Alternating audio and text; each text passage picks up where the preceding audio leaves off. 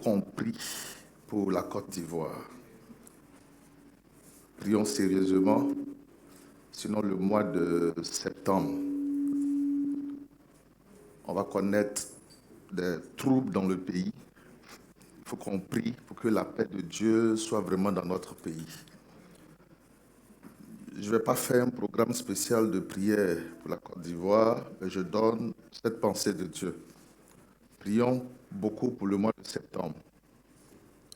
Qu'il n'y ait pas de troubles, des affrontements, des agitations dans le pays. Prions beaucoup contre l'esprit de mort, encore pour nos hommes politiques.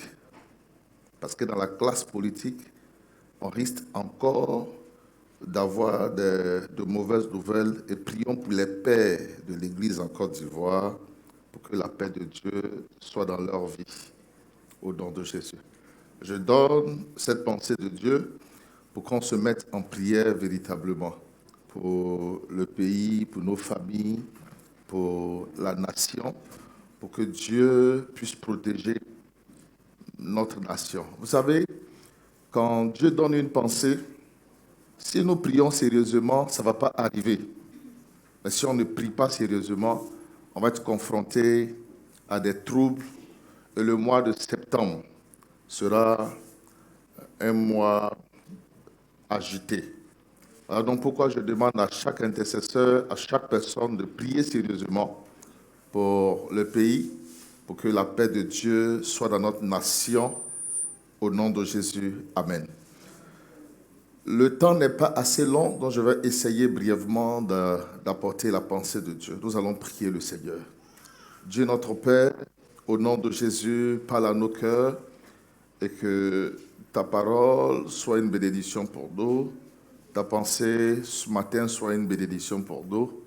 Au nom de Jésus, Amen. Il y a une de mes filles qui m'a appelé de Cocody qui devait venir. C'est vous? Soyez bénis. La grâce de Dieu soit avec vous. Vous êtes au bon endroit. Vous êtes à la mission chrétienne de réconciliation, là où Dieu bénit. Est-ce qu'on peut acclamer le Seigneur pour elle? On se verra après. Le thème de ce matin,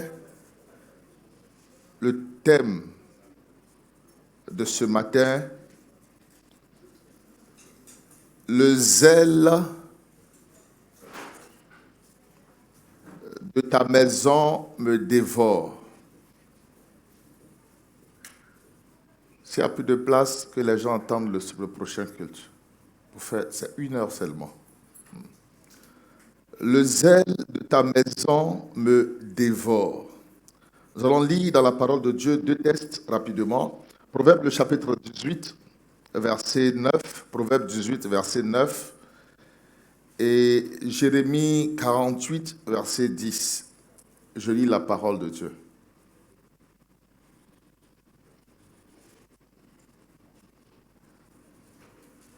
Celui qui se relâche, Proverbe 18, verset 9, celui qui se relâche dans son travail est frère de celui qui détruit.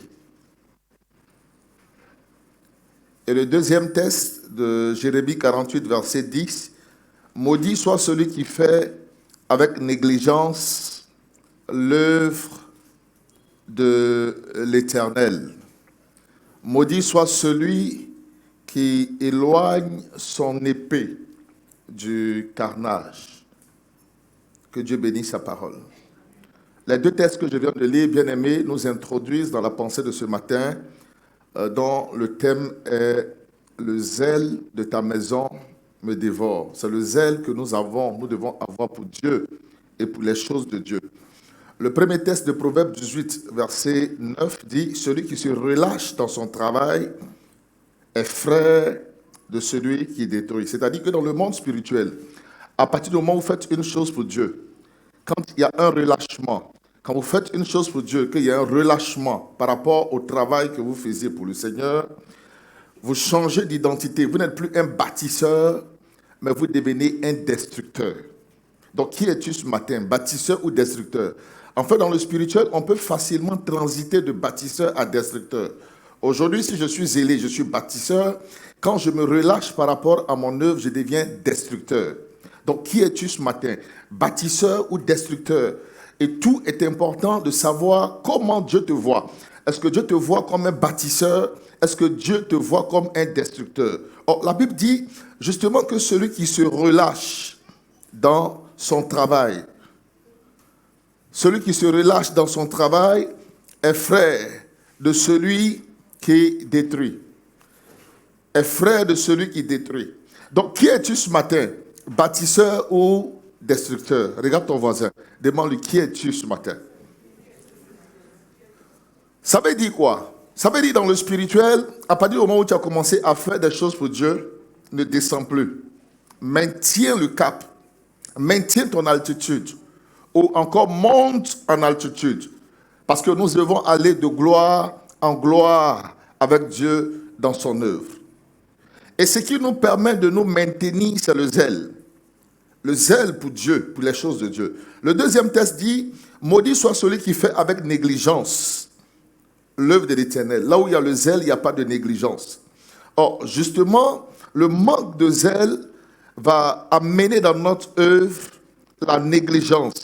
Et cette négligence et ce manque de zèle créera beaucoup de problèmes, puisque la Bible dit, maudit soit celui qui fait avec négligence l'œuvre de l'Éternel. C'est-à-dire que dans notre marche avec Dieu, nous devons faire très attention. Quand il n'y a pas de zèle, premièrement, nous devenons des destructeurs. Et deuxièmement, quand il n'y a pas de zèle, nous attirons la malédiction dans notre vie.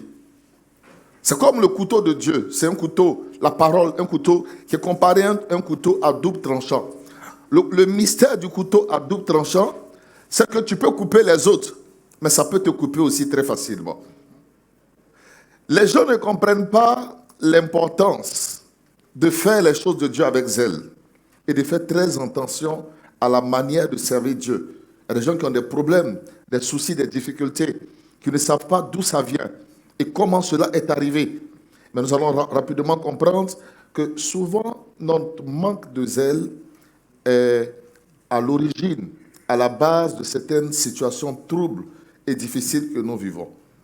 Qu'est-ce que le zèle, bien-aimé? Qu'est-ce que le zèle? Le dictionnaire profane définit le zèle comme l'action de s'appliquer lors d'un travail. C'est une application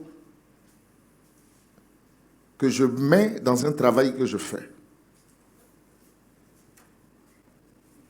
Le dictionnaire profane définit le zèle comme étant une grande ardeur à servir une cause ou quelqu'un ou à effectuer un travail. L'ardeur, la flamme que je mets à servir une cause, à servir quelqu'un ou à faire un travail. Et cela est vrai. Quand je regarde nos hommes politiques, quelquefois certains me font rire. Regardez le zèle qu'ils ont pour les choses politiques. Les gens prennent au sérieux leurs réunions politiques. Ils prennent au sérieux les meetings. Ils prennent au sérieux les positions, les tâches, même dans la vie de tous les jours.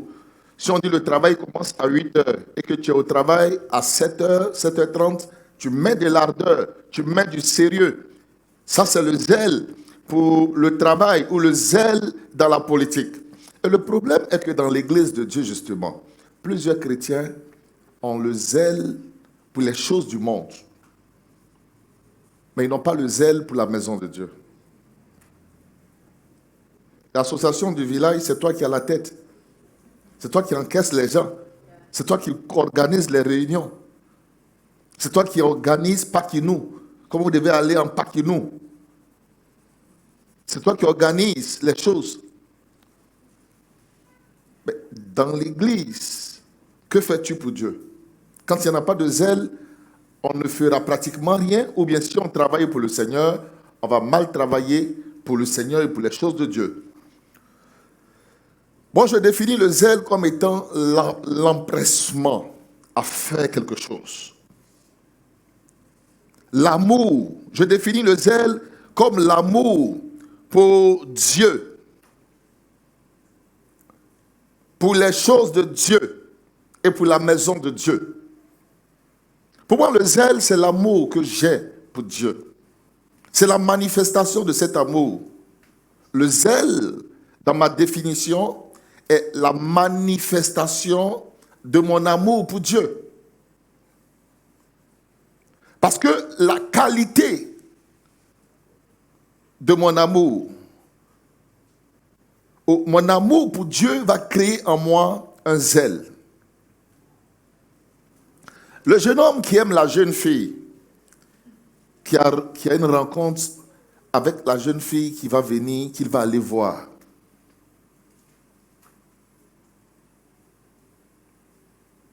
Il va s'arranger, bien se laver, il va mettre un bon parfum, il va trouver au moins l'argent pour manger quelque part. Certaines fois même, il peut emprunter la voiture d'un ami, il peut emprunter même les chaussures d'un ami, il peut emprunter même le téléphone de quelqu'un. Tout ça pour se donner vraiment une bonne consistance, parce que l'amour va te donner un empressement, où la fille dit on se rencontre à 8 heures. Toi déjà, non, 8 heures c'est pas bon. Où elle dit on se voit à 20 heures. Toi déjà à 19h30 tu es là. Alors chérie, tu es où? Empressement. Parce qu'à 20 heures vous avez rendez-vous, mais tu ne vas pas en retard. Mais tu te mets très tôt. Donc pour moi le zèle, c'est la manifestation de notre amour pour Dieu. Les pasteurs qui ont prêché ce matin avant moi ont noté ceci, qu'il y avait le bon zèle et le mauvais zèle. Effectivement, le zèle peut être bon ou mauvais. Il ne suffit pas de voir quelqu'un qui a de l'empressement. Il ne suffit pas de voir une personne qui est motivée, qui a de l'ardeur à faire quelque chose pour juste parler du zèle dans la forme normale. Parce qu'il y a deux formes de zèle. De la même manière, nous avons la tristesse et la joie. Nous avons aussi cette dichotomie, cette duplicité en termes de zèle, le bon zèle et le mauvais zèle. Il y a un bon zèle et il y a un mauvais zèle. Mais ce que nous devons avoir dans la maison de Dieu, c'est le bon zèle. Le bon zèle s'appelle le zèle pur. C'est le zèle sans mauvaise intention. Qu'est-ce que le bon zèle? Le bon zèle, c'est ce que je fais pour Dieu, sans contrainte. On ne m'oblige pas à le faire. Je le fais avec mon cœur. Quand j'agis avec contrainte, il n'y a plus de zèle. Qu'est-ce que le zèle? Là où il y a le zèle pur, je fais pas pour une rémunération, pas pour un prix, pas pour une récompense des hommes. Je ne fais pas pour attendre quelque chose de Dieu. Bon, comme on m'a donné mon jeton, je travaille bien ce mois-ci. L'autre mois, je n'ai pas eu l'argent, donc je ne travaille pas bien. Je fais à peu près. Non. Les gens du monde disent petit salaire, petit travail. Mais nous, dans l'église, on ne dit pas petit salaire, petit travail. Vous savez, bien aimé, j'ai appris à marcher avec le Seigneur. Et j'ai appris à servir Dieu dans le contentement. Pendant des années, j'ai été pasteur d'une église locale à Beauville. Et le Seigneur m'est témoin que je ne peux pas vous mentir. Pendant des années, je n'ai reçu aucun salaire de l'église. Chaque week-end, je m'arrangeais à trouver moi-même mon transport d'Abidjan à Beauville. Le culte commençait à 8 heures. Mais déjà à 7 heures, je pars d'Abidjan et j'arrive à l'église avant ceux même qui sont dans la ville. Je le faisais pour Dieu, pour l'amour pour le Seigneur. Je ne regardais pas ce que je pouvais gagner. Le salaire que les hommes pouvaient me donner n'était pas la chose la plus importante. Mais qu'est-ce que je pouvais faire pour mon Dieu? Comment je pouvais réjouir le cœur de mon Dieu? Comment je pouvais plaire à mon Dieu? C'est ça, d'abord, la chose qui était ma motivation première. J'étais à la cité universitaire de Port-Boué. C'est très loin. Je devais me réveiller à 4 heures du matin pour prendre le premier bus.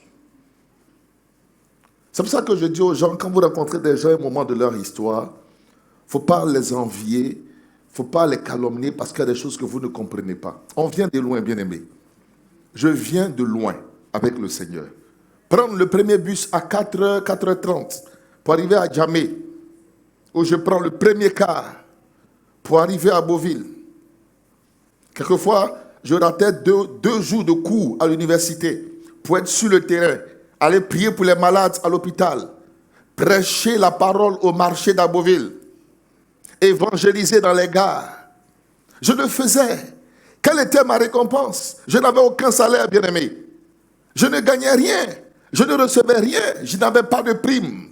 Personne ne prenait mon transport. Pas parce que les gens ne voulaient pas, mais il n'y avait pas assez de moyens. Parce que la réalité de l'église était qu'il n'y avait pas assez de moyens et on était pratiquement 6 pasteurs.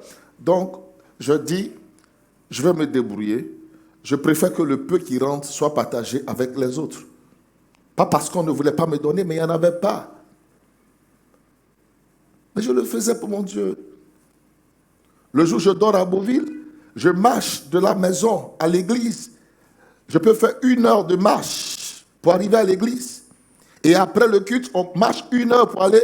Le jour où mon épouse, on était fiancés, est venue me voir un jour à Beauville. Je vous ai déjà expliqué l'histoire. Après le culte, on marche pour aller à la maison.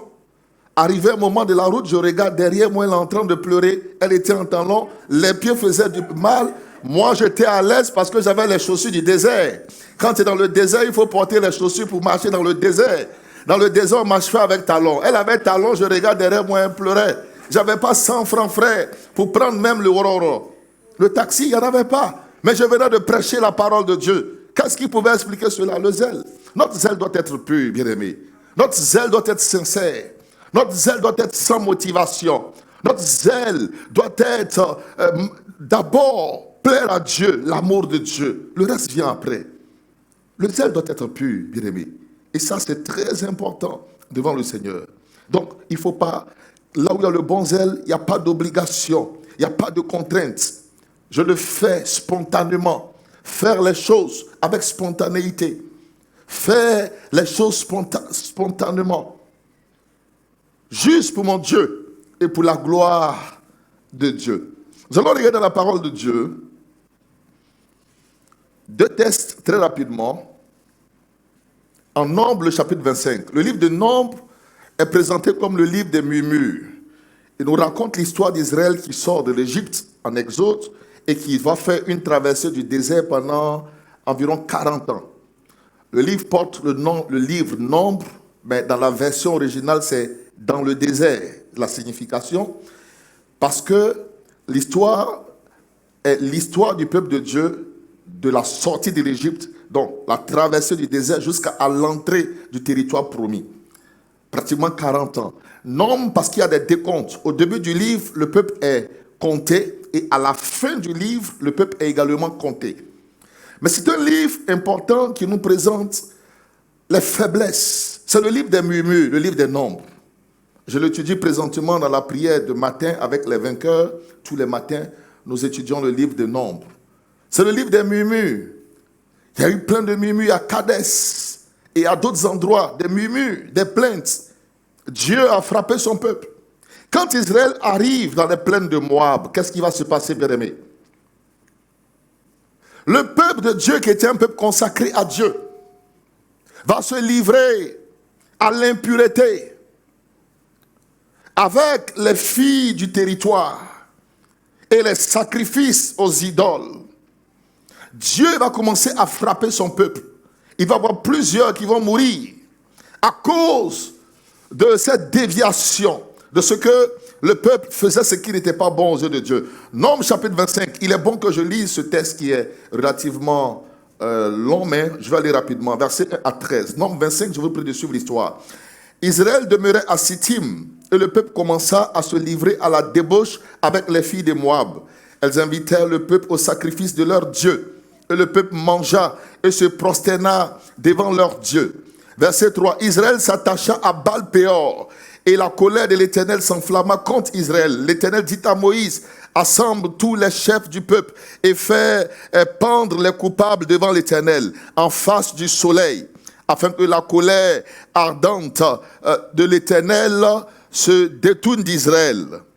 Moïse dit aux juges d'Israël que chacun de vous tue ceux de ces gens qui sont attachés à Baal-Péor. Je n'entends plus bien mon retour.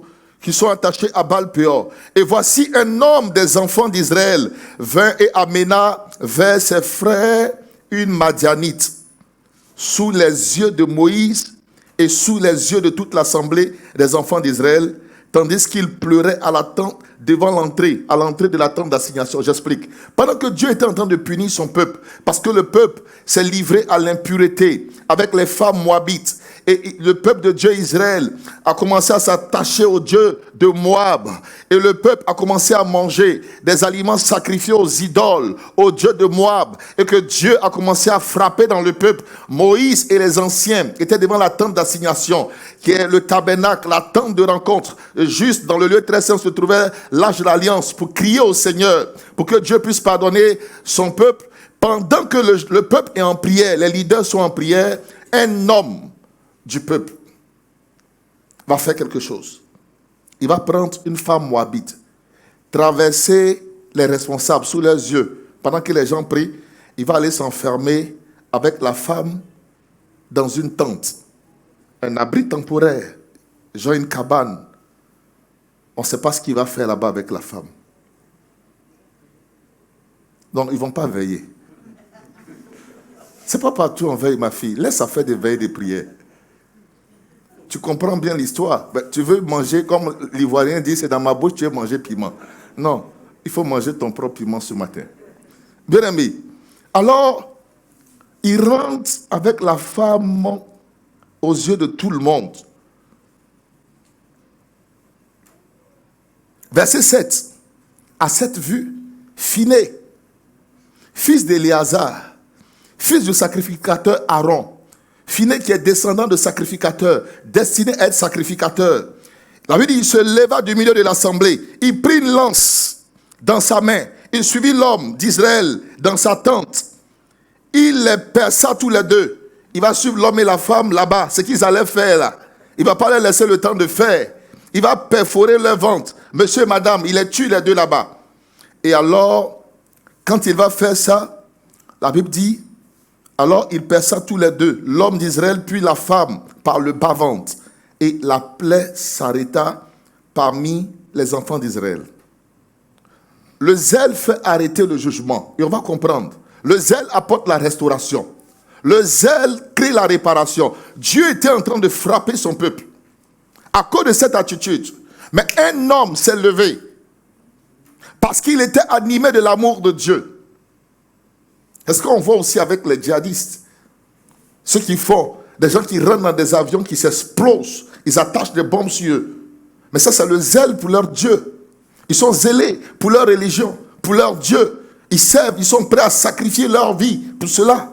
Mais cet homme-là dit non, on ne peut pas regarder cela se faire dans le camp de Dieu, pendant que Dieu est en train de punir et frapper son peuple. Comment tu peux venir entrer sous nos yeux avec une femme moabite pour aller commettre l'impureté dans le camp de Dieu? Phiné prend sa lance et il va percer les deux et les tuer. La Bible dit, la plaie va s'arrêter automatiquement. Verset 9. Il y a eu 24 000 qui moururent de la plaie. L'Éternel parla à Moïse et dit, Phiné, fils d'Éléazar, fils du sacrificateur Aaron, a détourné ma fureur de dessus les enfants d'Israël parce qu'il a été animé de mon zèle au milieu d'eux. Et je n'ai point dans ma colère consumé les enfants d'Israël. C'est pourquoi tu diras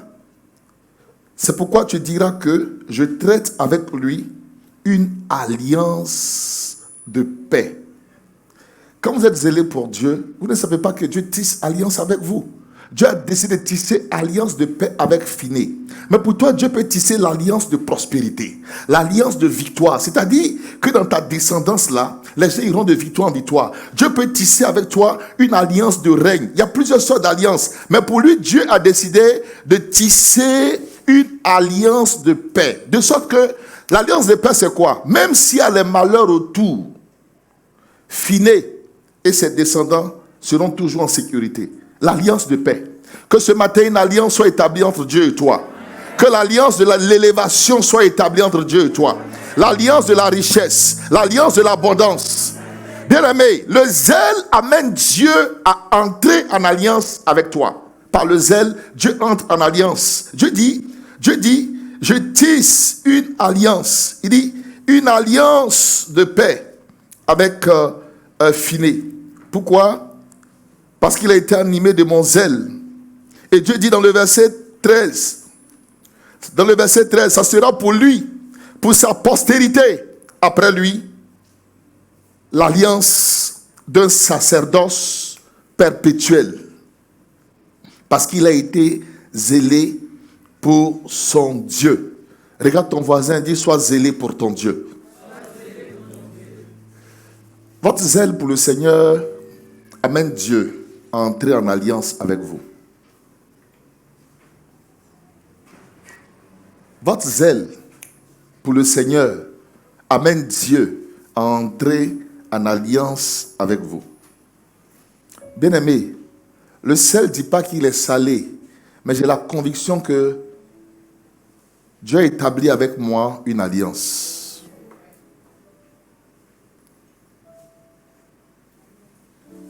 L'homme qui a une alliance avec Dieu, c'est formidable.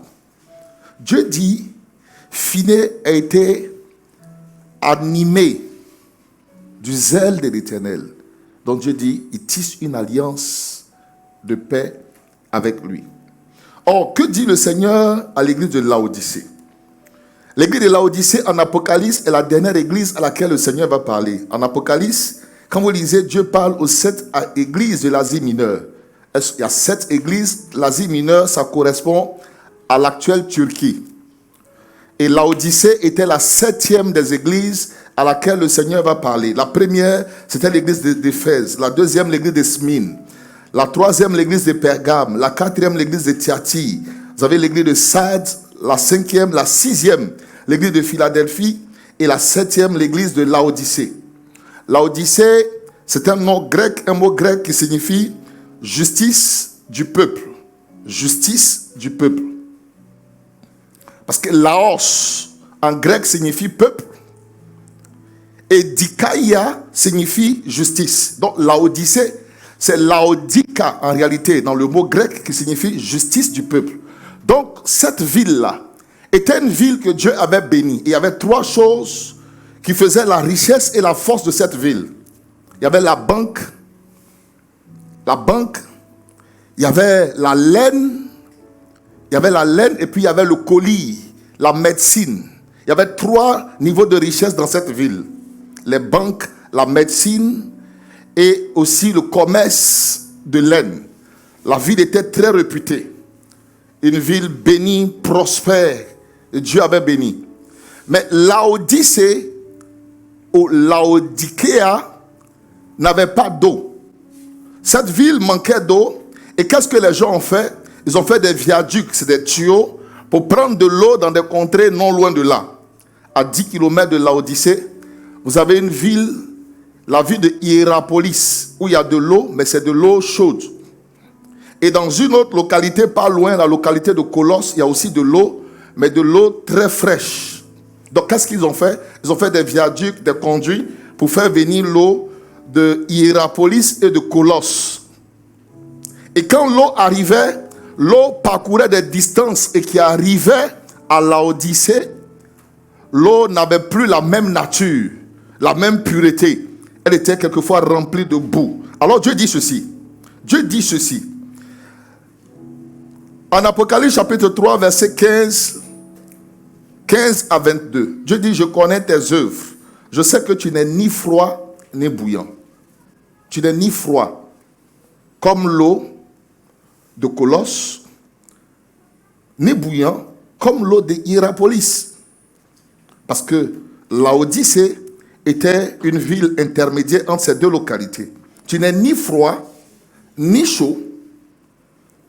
Puisses-tu être froid ou bouillant. Soit tu es chaud, soit tu es froid.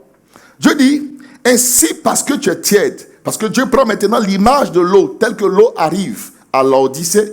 Quand l'eau quitte alors Colosse et qu'elle est fraîche, avec le parcours, quand l'eau arrive à Laodicée, l'eau change de température, elle devient tiède.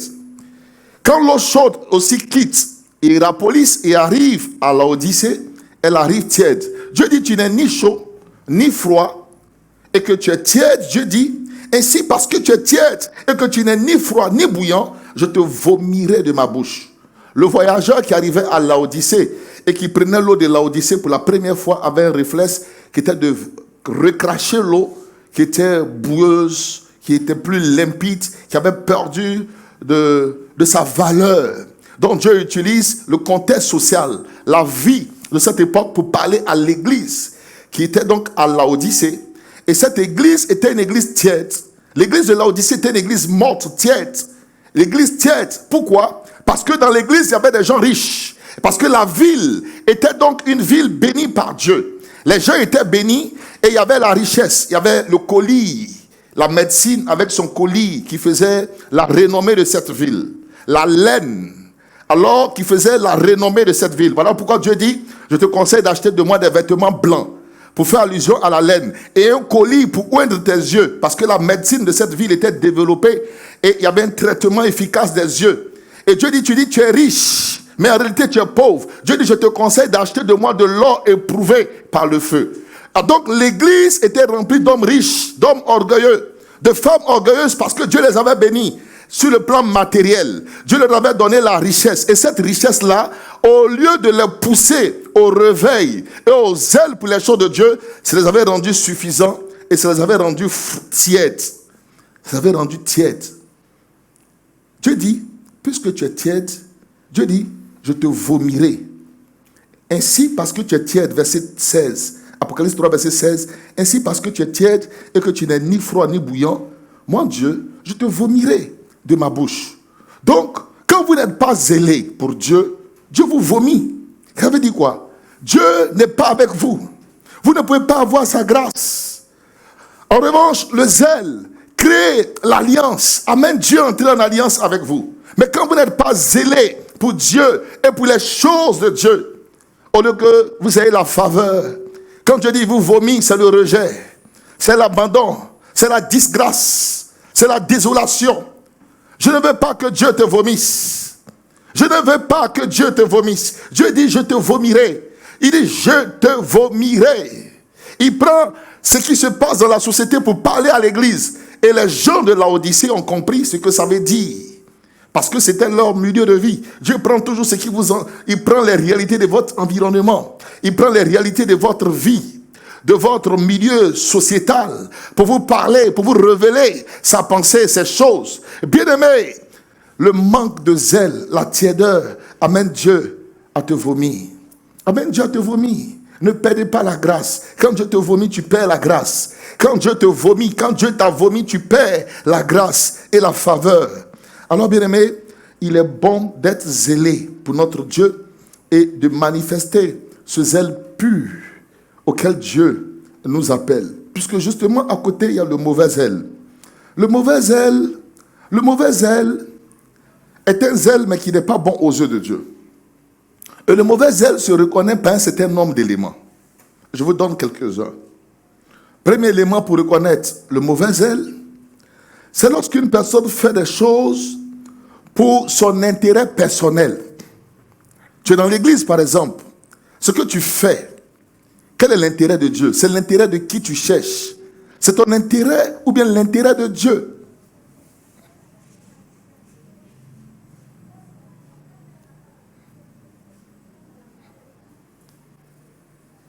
Tu fais tout, par exemple, pour entrer dans le groupe de louanges. Aujourd'hui, tu es un frère, mais un peu distant. Mais parce que dans le groupe de louanges, tu as vu une sœur, mais qui te plaît tellement, tu veux l'approcher.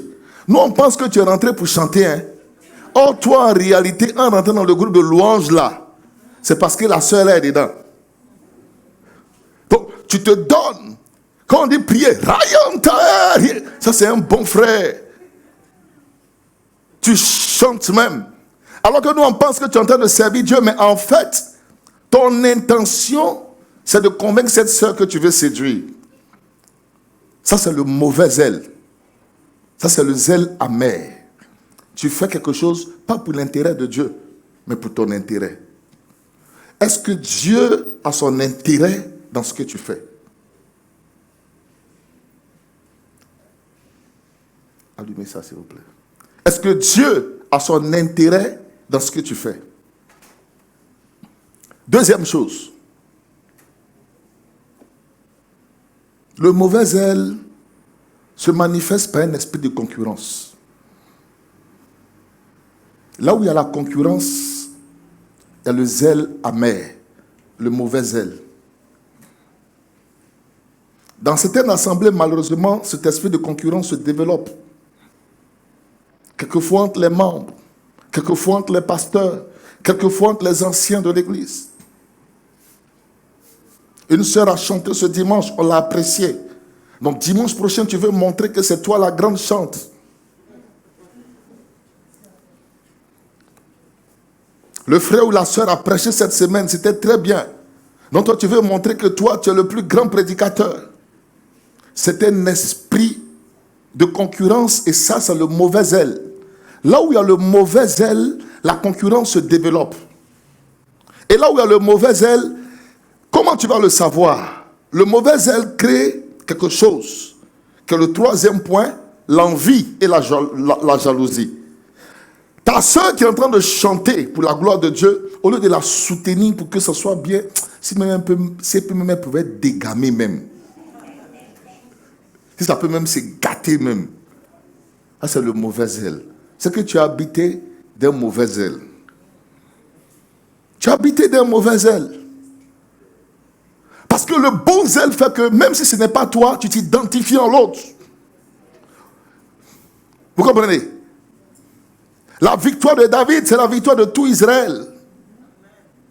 Tout le monde supporte David, qui doit bien Goliath. Ma soeur au front. Même si je ne suis pas programmé, ça ne fait rien. Ça ne fait rien. Ça ne fait rien. C'est pour ça que moi, je demande à tous mes pasteurs de comprendre et de mûrir. Parce que moi, par exemple, dans la programmation des pasteurs, je peux mettre un pasteur tout un mois. Je peux mettre un même 2 mois. Je peux mettre un aujourd'hui, demain, je mets l'autre. Mais c'est Dieu qui fait. Donc, si un vient, quelquefois moi-même je suis assis, je n'interviens pas. Donc, on supporte la personne, on est dans le même esprit. Seigneur, vraiment que son message soit bien. Utilise-le pour la gloire. C'est ça en fait. Soyons un. Parce que le bon zèle apporte l'unité. Mais là où il y a le mauvais zèle, ça apporte quoi? La concurrence, la jalousie et l'envie. Et ces choses nous empêchent de voir Dieu. Parce que, bien-aimés, nous sommes assis là ce matin, mais Dieu seul sait les pensées de nos cœurs.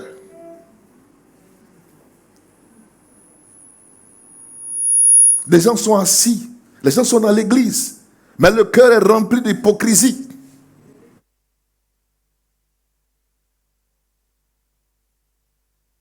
Le frère, la sœur, mais le cœur est rempli d'hypocrisie. Il faut dans la vie aimer le bien de ton frère et de ta sœur. Très important devant le Seigneur. Celui qui arrose sera arrosé. Celui qui arrose sera arrosé. Oui, celui qui arrose sera arrosé.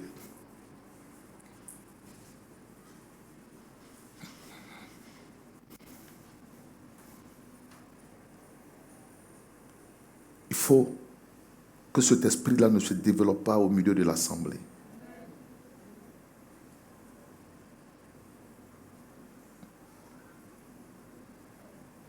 Le mauvais zèle se manifeste à travers l'esprit d'orgueil, dont je parlais tout à l'heure, l'église de Laodicée. Laodicea,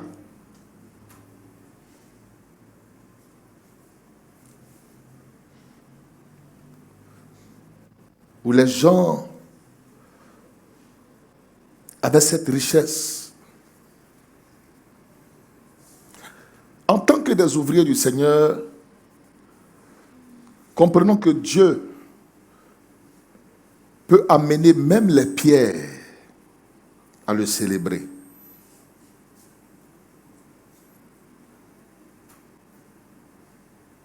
Ce n'est pas le fait que ce soit pasteur qui est martial. Ça va faire quelque chose. C'est Dieu qui fait son œuvre.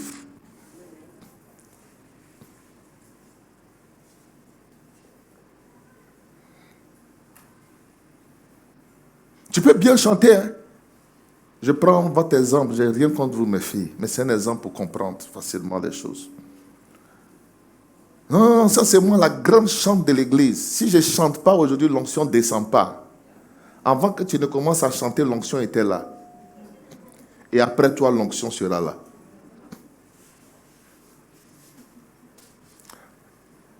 Le bon zèle est caractérisé par l'humilité. Mais là où il y a l'orgueil, c'est le zèle que Dieu n'aime pas.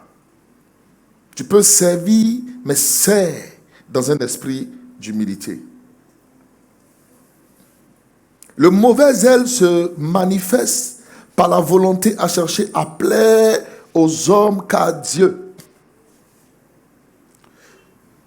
Je connaissais un groupe de prière. Le jour où le leader est là, c'est comme si le ciel va tomber. Riataka, robatata, robakaka. Mais dès qu'il bouge un peu, priez.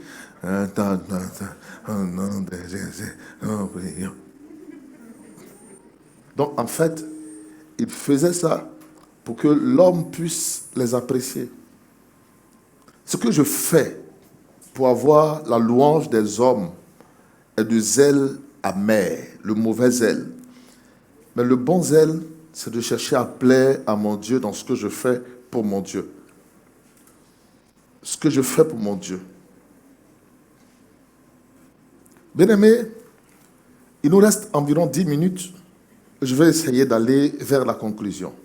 Il y a certaines choses qui tuent le zèle, ce que j'appelle les ennemis du zèle. Parce que dans l'église, quelquefois, on a des bien-aimés qui viennent et qui sont vraiment zélés.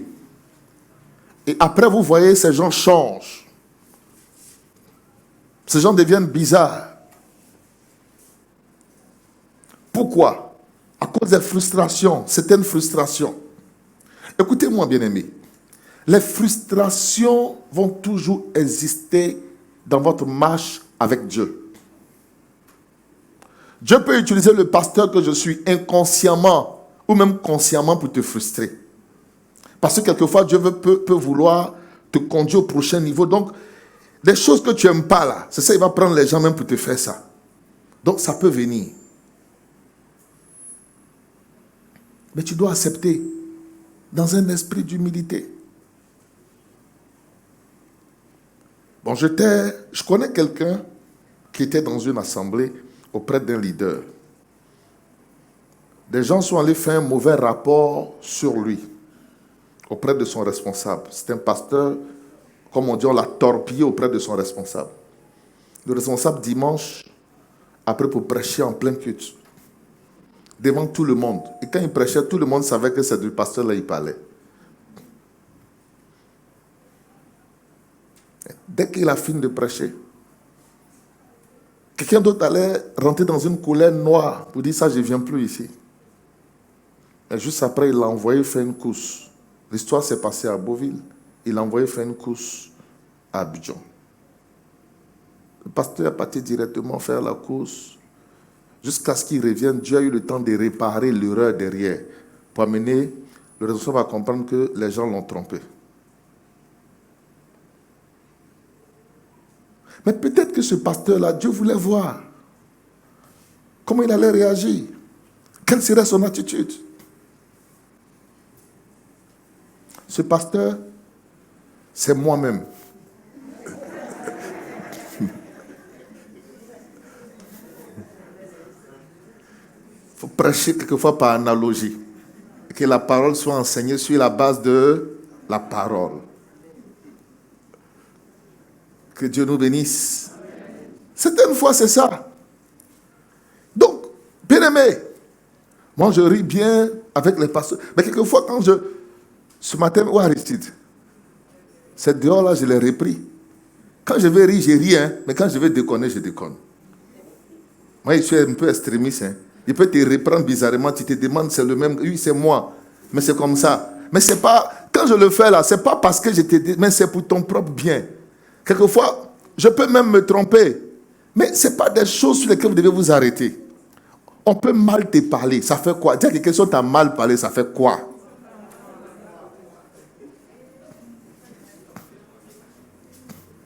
Peut-être que lundi, j'ai souri avec toi. Mardi, je n'ai pas souri. Ça ne fait rien. Il y a des détails. Ne vous arrêtez pas là-dessus. Vous comprenez? Ne vous arrêtez pas. Parce que par l'expérience de la marche avec Dieu, j'ai connu beaucoup de choses dans le ministère et dans la marche avec Dieu. Il y a beaucoup de choses. Et j'ai fini par comprendre que dans notre marche, il faut regarder au Seigneur. Si tu veux regarder aux hommes, tu vas te décourager. Il y a des comportements, des attitudes qui vont te décourager. Ne regarde pas à ça.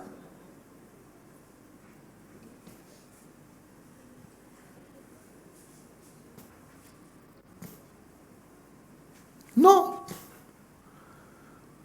J'étais pasteur local d'une église. Le responsable, je ne sais pas ce qui s'est passé, qu'est-ce qu'on lui a dit. Pendant 2 mois, il m'a laissé là. Il travaillait tout le monde. Il met les autres au programme.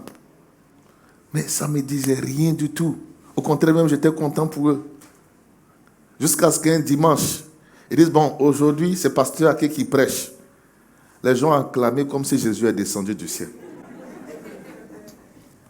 Donc, il y a des choses, même où on pense te faire du mal, même ça t'élève plus. Ça te bénit plus. Acceptez les frustrations. Non, dans l'église, on m'a mal parlé. Si c'est ça, dans l'église, là, je ne vais plus. Ma fille, l'église appartient à qui? Au Seigneur. C'est quoi l'église? L'église, ce n'est pas le bâtiment. Hein. L'église, c'est l'ensemble de personnes. Supportez les frustrations. Regardez, si Bartimée avait regardé aux gens qui le frustraient, quand il criait à Jésus, c'est les gens qui étaient autour de Jésus. Il dit, tais-toi là-bas. Mais il a fait quoi? Il a crié plus fort. Que le comportement des hommes n'éteigne pas ton zèle. Mais là où les gens essaient de te faire taire, crie plus fort. Deuxième chose, des choses qui, les ennemis du zèle. Je vais aller rapidement puisqu'il nous reste 5 minutes. Les calomnies. Quand tu es dans un endroit et on parle mal des gens autour de toi, dans un groupe, tu vois, non? Ça là, c'est comme ça ils font. Ça, on te présente les gens sous un mauvais tableau. Ça te refroidit. Écoutez-moi. Dans la vie, l'appréciation de loin n'est pas l'appréciation de côté. Quand vous êtes dans l'intimité. Il y a des choses que vous verrez dans l'intimité, mais celui qui est loin ne verra pas. Mais ça ne change rien. Au loin, ça peut ressembler à de l'or, mais quand tu approches, c'est de l'argent. Mais c'est ça la vie. Donc, là où tu vas vivre avec les gens, aucun de nous n'est parfait. Moi qui vous prêche la parole, je ne suis pas parfait.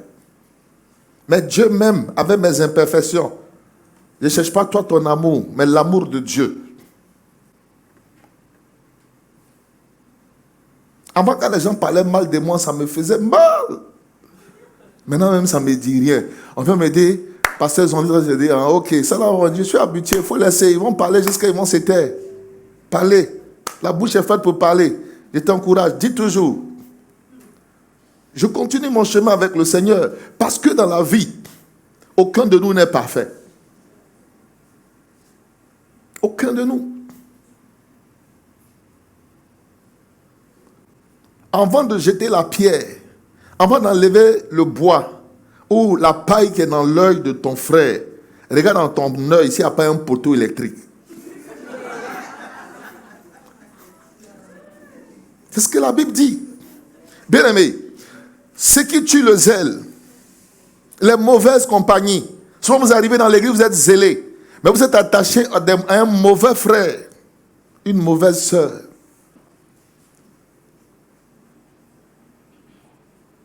Il y a un de mes fils qui m'a dit un jour, comme nous sommes en direct, c'est pas tout on dit. L'idée c'était que s'il n'aimait pas Dieu, s'il voulait écouter la bouche des gens, il y a des choses qu'il n'allait plus faire pour le Seigneur.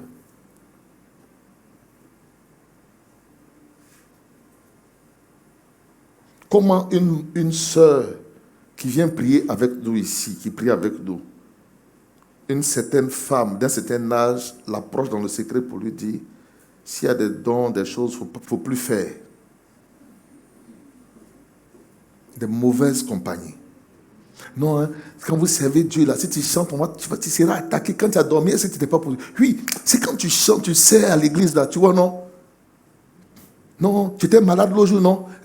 C'est parce que tu diriges à l'église, ils ont voulu te tuer. Il faut t'asseoir, des choses comme ça, il ne faut pas faire ça. Il ne faut pas servir à l'église, il faut rester dans ton coin. Les mauvaises compagnies corrompent les bonnes mœurs.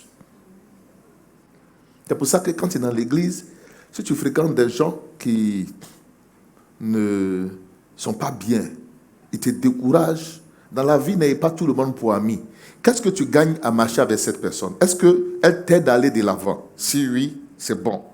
Mais quelqu'un qui te tire en arrière, ce n'est pas une bonne connexion. Donc, vous n'êtes pas obligés, on est dans la même assemblée, hein? On doit tous s'aimer. Mais on n'est pas tous obligés d'être amis. On se connaît. Bonjour, mon frère, ma soeur, ça va? Si tu as un souci, on va pleurer avec toi. Mais amitié, on ne fait pas ça avec tout le monde. Même les disciples de Jésus, là, ils étaient plusieurs. Mais Jésus avait son gars. Ou bien,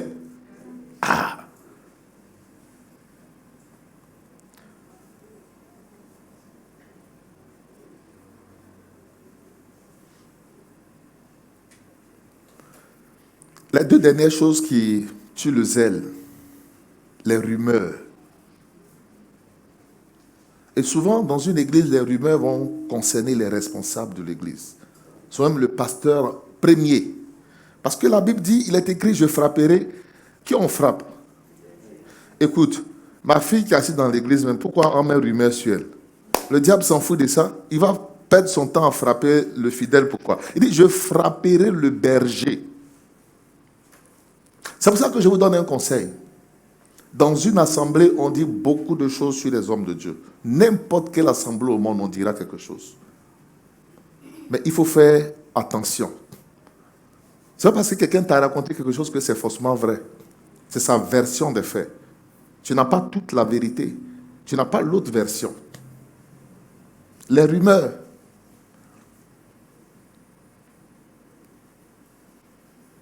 Non. Tu as vu, non? Voilà pourquoi. C'est comme ça.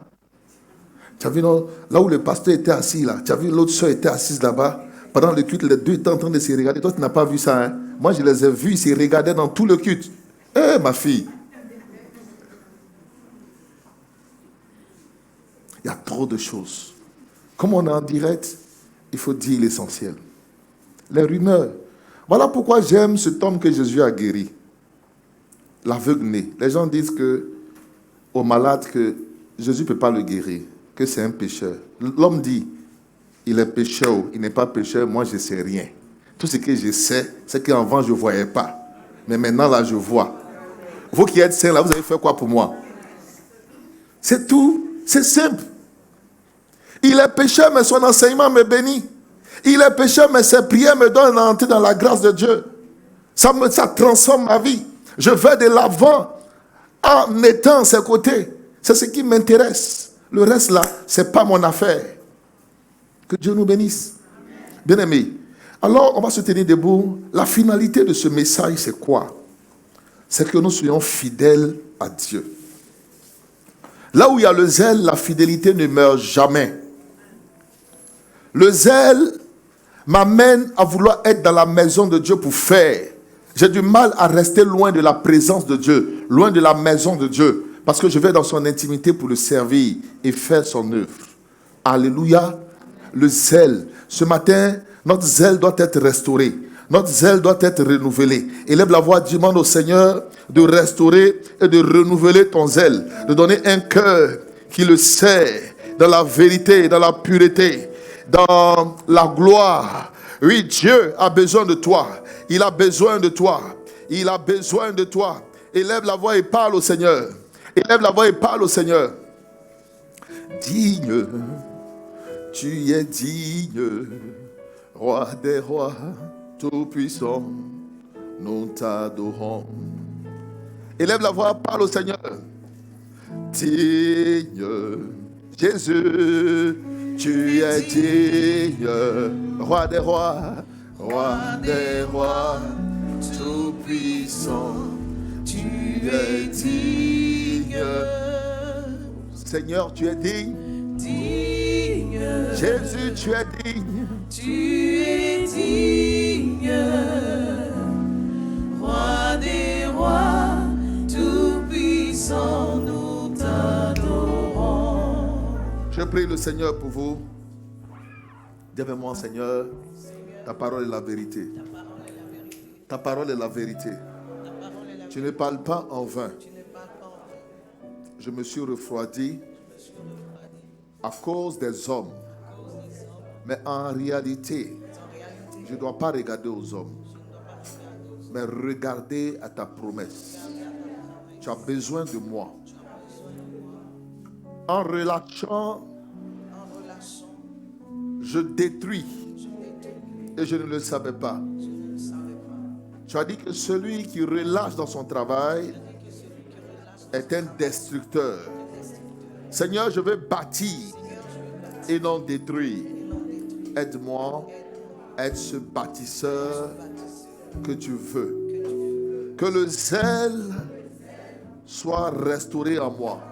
Tout ce qui m'a refroidi, que cela meure ce matin et que la vie de ton esprit me restaure. Donne-moi de retrouver cette motivation, cette envie de faire ton œuvre. Donne-moi de retrouver cette motivation, cette envie de te servir. Donne-moi de retrouver ma motivation, cette envie de la prière, de la méditation, de l'évangélisation, du service. Seigneur, restaure l'Église, relève ces hommes et ces femmes dans ta gloire, dans ta présence, dans ton amour, dans ton intimité, au nom de Jésus. Merci Seigneur, car tu es digne. Digne, Jésus, tu es digne. Tu es digne, roi des rois, tout puissant, tu es digne. Jésus, Jésus, tu es digne. Tu es digne, roi des rois, tout puissant, Nous avons le quatrième culte dans quelques instants. On va prendre nos offrandes. Ceux qui nous suivent en direct, vous avez votre offrande. Il y a des contacts, des numéros conventionnels sur lesquels vous pouvez apporter votre offrande au Seigneur. Votre offrande, votre don pour le soutien de l'œuvre de Dieu. Voilà, prenez votre offrande si vous nous suivez en direct. Et si vous voulez donner une offrande, levez simplement la main droite pendant que je prie pour l'assemblée. Chacun prend son offrande. On va rapidement avec le même cantique. Dieu notre Père, je prie pour les offrandes. Je prie que tu bénisses l'œuvre de nos mains. Tu nous donnes toujours pour que nous puissions toujours donner pour faire avancer ton règne ici-bas. Merci Papa parce que tu le fais au nom de Jésus. Amen. Nous venons donner au Seigneur. Nous venons donner au Seigneur rapidement nos offrandes. Seigneur, tu es.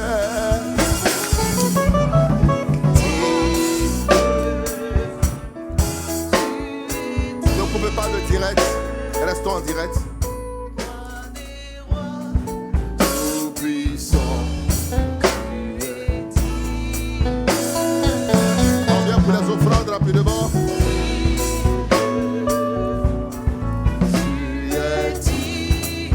On y va en groupe musical.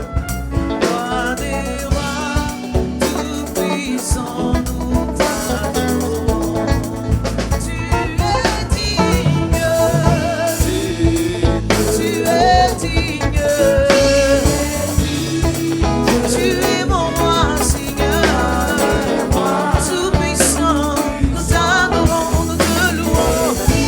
Oh, tu es digne.